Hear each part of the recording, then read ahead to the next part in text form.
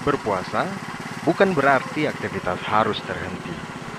Inilah yang dilakoni puluhan perempuan narapidana rumah tahanan cabang Idirai Aceh Timur.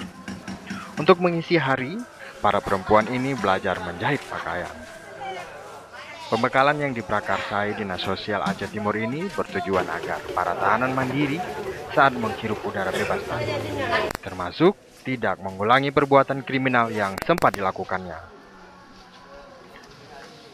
Untuk mengasah kemampuan para tahanan perempuan, pihak rumah tahanan Idi Raik menyediakan 2 petugas sebagai tenaga pengajar, ditambah seorang pengajar.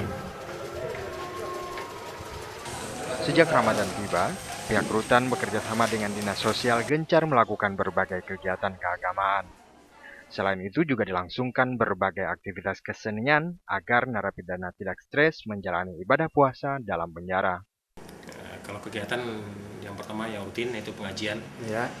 Dan di samping pengajian selama ini alhamdulillah berkat kerjasama yang baik, ya, dengan BLK provinsi, adanya pelatihan kostum jahit menjahit.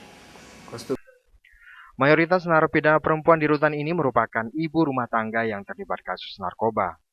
Agar tidak kembali mengulangi perbuatannya, sejak pagi dilibatkan dalam berbagai kegiatan keagamaan, dimulai dari sholat berjamaah dan beserta tadarus bersama.